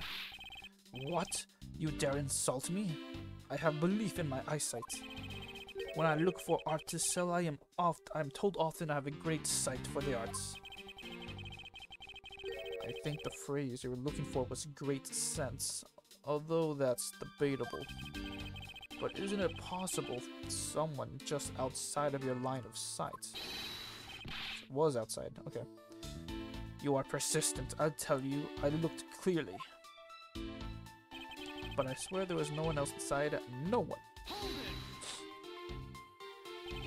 Why do you insist that you're absolutely not mistaken? Because when I say I am not wrong, I am not wrong. Mr. Zink, if I may, I think beyond misconceptions and mistakes lies the truth. Funny, that suspiciously mirrors something I told her only a little while ago. I honestly don't think Mr. Zink is lying.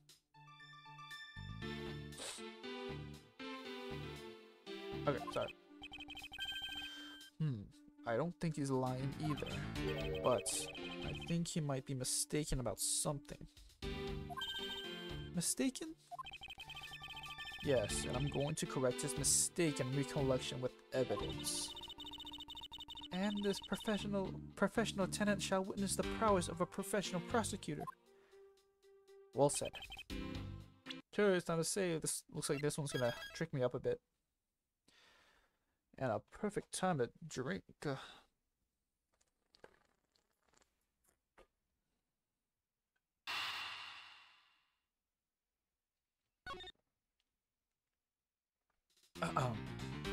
very upset when Mr. X passed my seat. The movie I wanted to see would not start, so I checked my pocket watch so many times. Let me look through this again.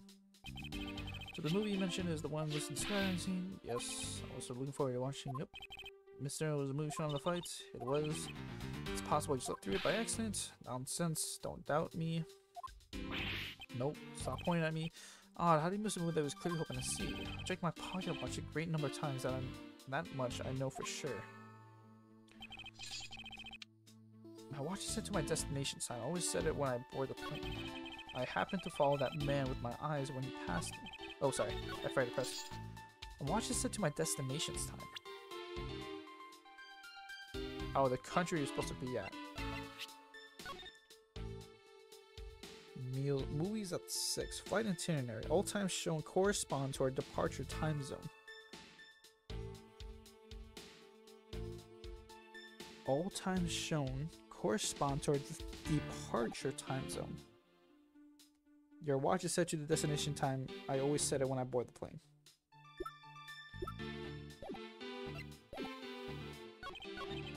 Yep.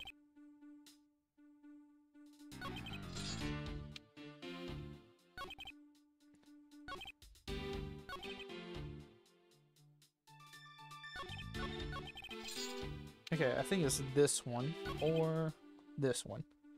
So I have to present the magazine. So I'm gonna do it on this statement, I think, because it's about the destination time. Objection! Perfect. Tisk, tisk, tisk. You stupid bitch.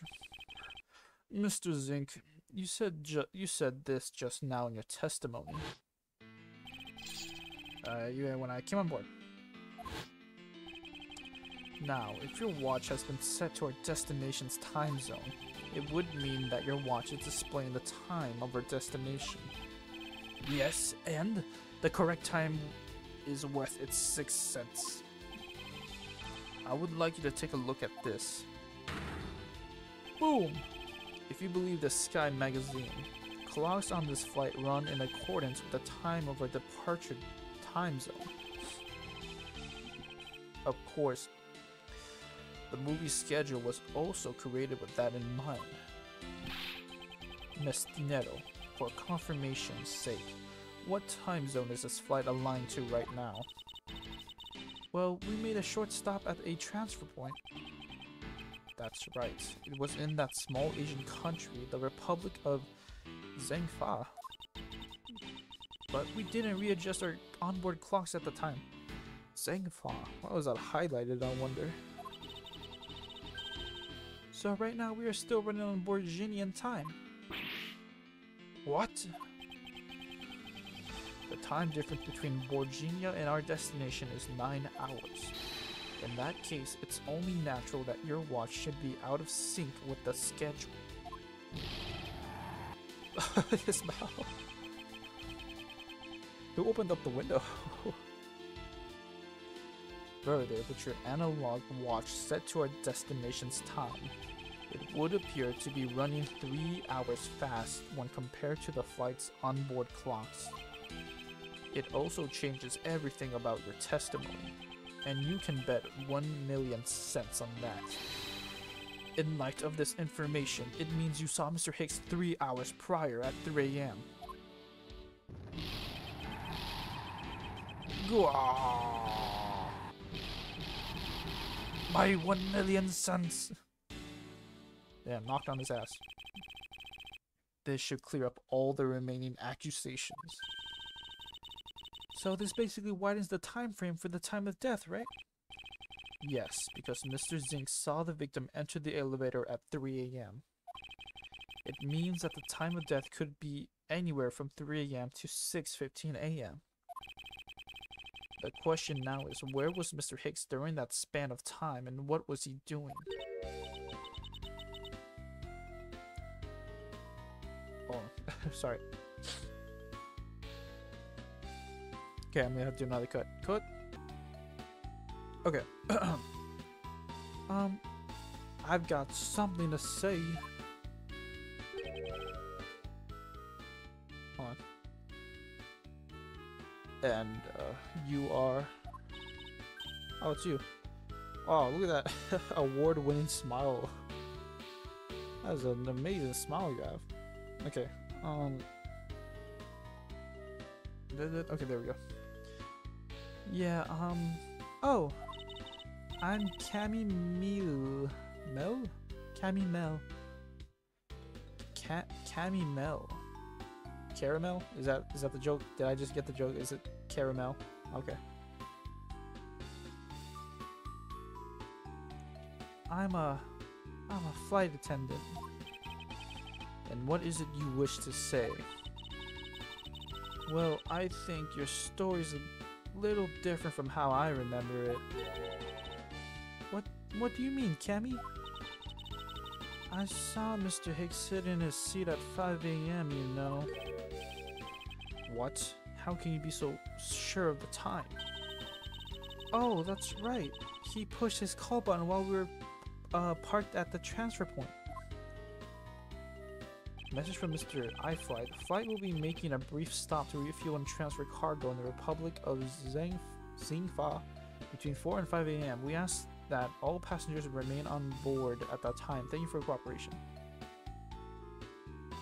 Ah, the stop we made for refueling and cargo transfer in Zingfa, correct? Yes, it was from 4 to 5 a.m. according to our clocks. And during that time, did any of the passengers leave or did any new ones board this flight? No. Not a single person got off or on in Zhengfa. What about the flight crew? The few who were handling the cargo transfer might have temporarily gone on or off. Fucking smile. But eventually, everyone, including Cammy and myself, came back on the plane. So basically, I can assume that no one left or got on since our initial takeoff. Interesting. I should keep that in mind. Refueling in Zhengfa.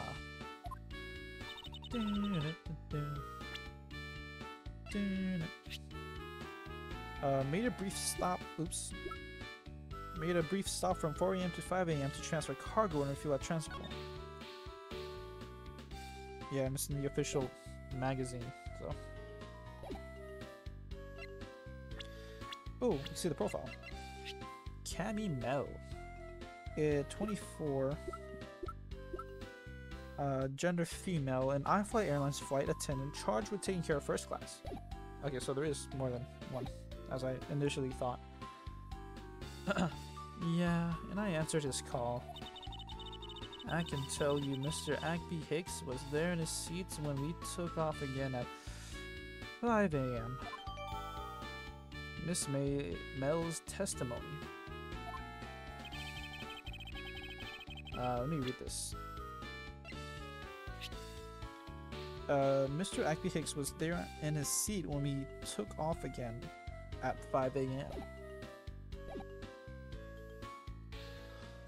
Alright. Then that puts the time of the murder between 5 and 6:15 a.m. Okay. Now, what time did you come down to the lounge, Mr. Edgeworth? I remember coming down here as almost as soon as we left the Republic of Zenfa. Oh! You were here the whole time from 5, yes? Then you are the only one who could be the killer.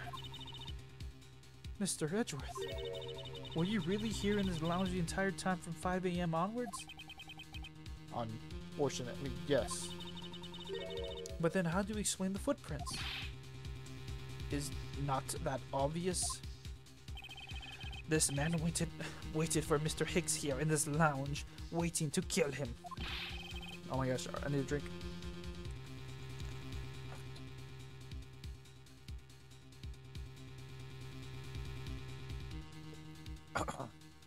Jeez. Okay. And then he put the corpse into the elevator. That is when the turbulence happened. My eyewitness testimony may have been mistaken, but what time I saw Mr. Hicks enter the elevator on the second floor does not matter, because the entire incident concluded here in this lounge. Everything happened in this lounge.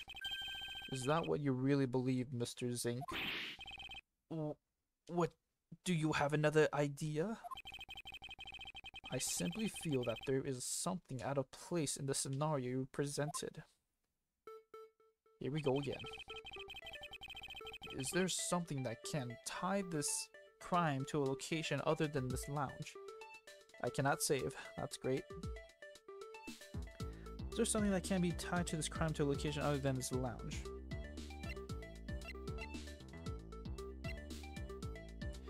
Is there something that can tie this crime to a location other than this lounge?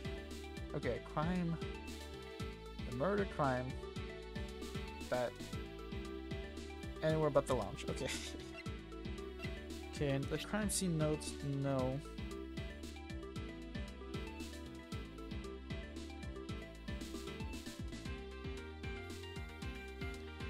On the first floor.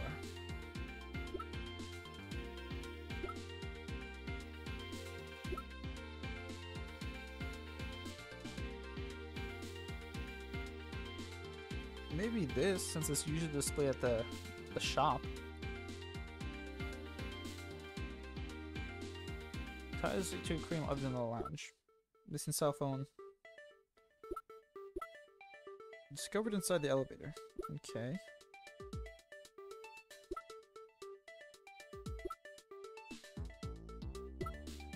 Yeah, the only thing I can think of is the statue. Statue or...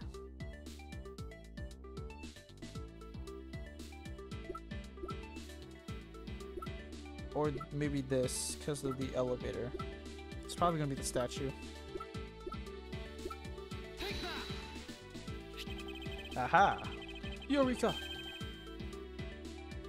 Sorry, it's on my ear. Okay. The murder weapon. This little piggy bank is sold at the in-flight shop.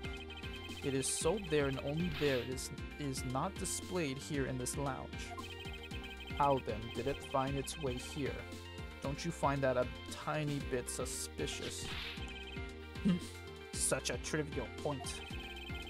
It only means you prepare it, taking it from the shop first before coming here. It doesn't prove you're innocent at all. Is there no way to win with this man?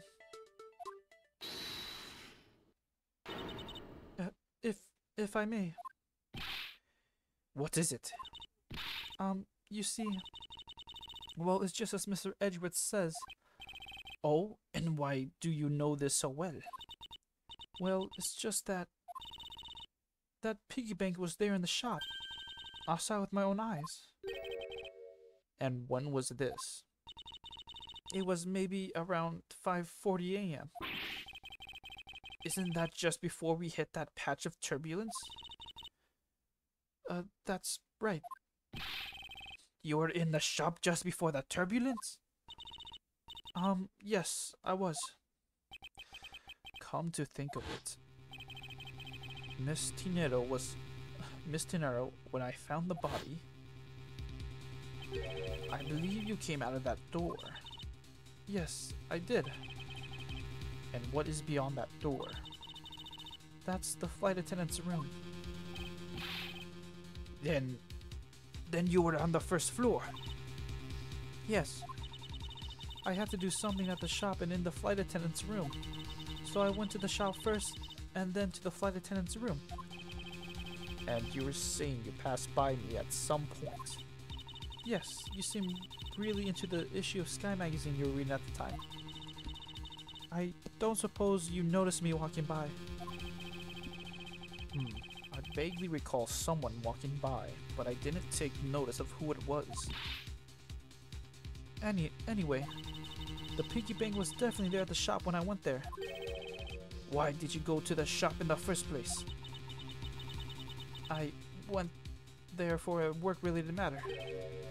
Work, you say? Yes, the upkeep of the shop is also one of my responsibilities. Why did you not say anything about that until now is what I want to know. In any case, I believe it's clear that the shop needs to be investigated as well. Shall we head over there then? Hold it. Get the dopey ass smile off your face. What is it now? Aren't you forgetting something, Miss Rhoda? Don't you need the captain's permission to check the shop? No, I haven't forgotten. But I have already asked him for permission to search the entire plane. So I think we're alright. Huh? That's weird. What is? Well, I just talked to the captain, see? And he said that he didn't give you permission to do anything like that at all.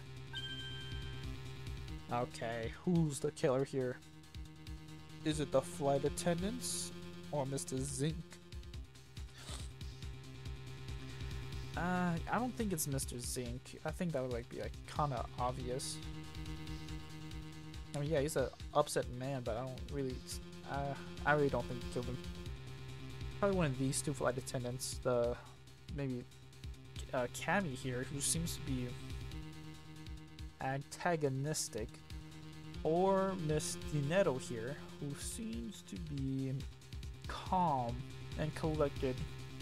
She does seem to be like the mastermind, the calm mastermind behind this. It's probably one of the flight attendants. Trying to make me doubt some suspicion on Cammy here, but I think it might be too narrow still. Could be both. What is the meaning of this, Miss Tinetto? It means she's lying. Go on, admit that you are. You said you had permission to search all over, but you don't. And yet, here you are. You, flight attendant, what are you trying to do? Pull the sheep over us? The captain's calling for you, Miss Rhoda. Oh, but don't worry. I already got permission to search the shop from the captain. See, unlike you, I do things the right way. Miss Dinero, why would you do such a thing? Please excuse me. Looks like I get to be in charge now. Please go back to your seat, Mr. Zink. Now then, Mr. Edgeworth, if you would follow me, I will be your guide from now on. There's something about Miss Dinero that has piqued my curiosity. But right now, investigating the in-flight shop is my top priority.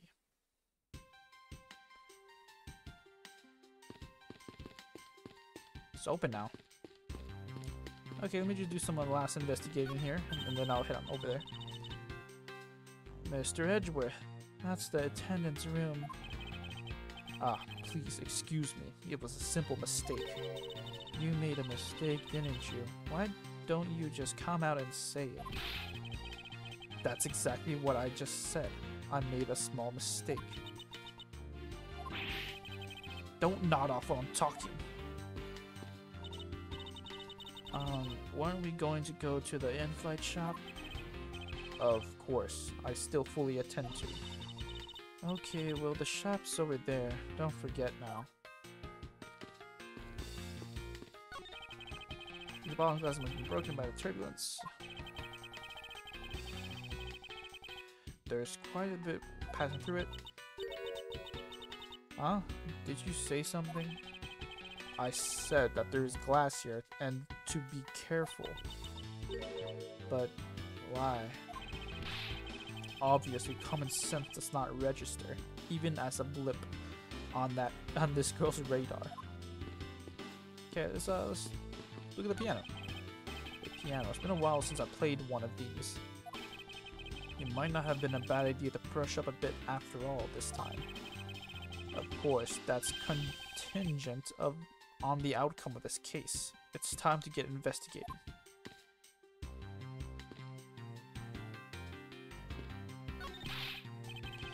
Miss Mel, about investigating the in-flight shop. You're of no use to me asleep. Wake up. Yawn. Huh? What's up?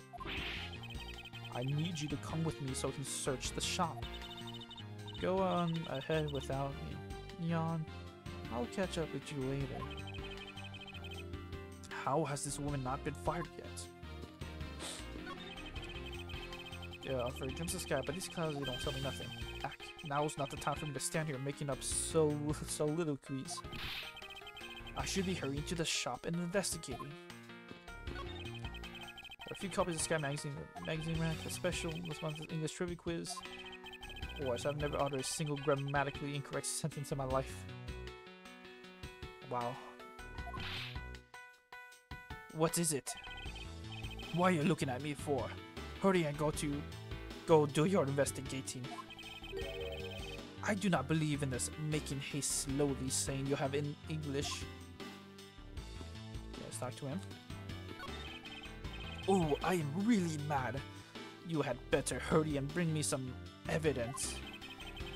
If you could just wait a little longer while we look into the shop. Don't number the birds before they are born. Don't number the... what?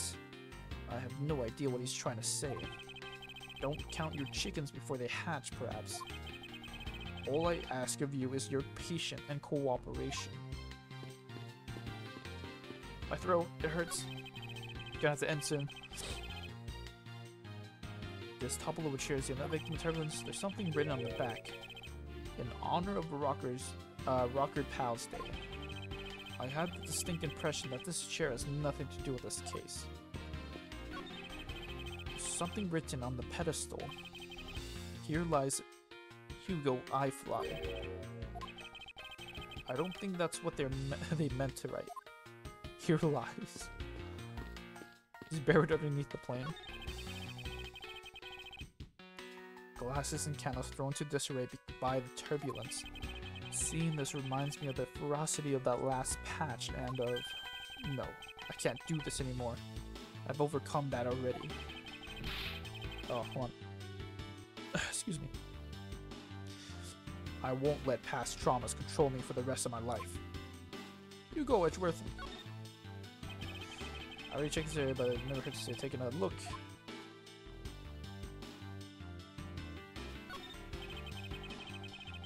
Uh-huh. Okay, this be the cause of death. Yep. I think we're good.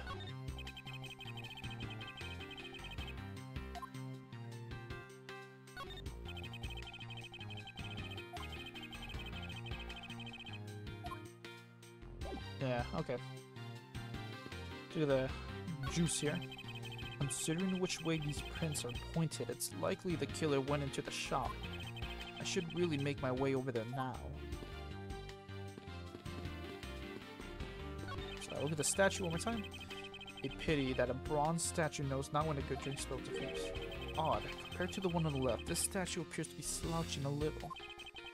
It must be the altitude. Yes, that's it. Oh, maybe because he's old. Okay, March 12th, 8:32 a.m. flight I-39, first floor, in-flight shop. And I think that's where we ended off today. My voice is killing me. Alright. Alright, we started this Turnabout Airlines. The whole murder taking on planes kind of cool. I like the idea.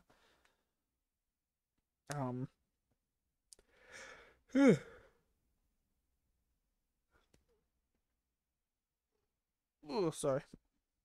So far, I only have 2 suspects, so mainly just one, which is Miss Tunero. But now I'm starting to think it could be Cammy.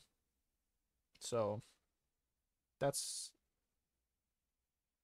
second in line on who I think it is. If it's not Miss Dinero. So okay, is that it? Yeah, that's about it really. Alright, I'll see you guys next time and see if we find anything at this little gift shop. So yeah, bye.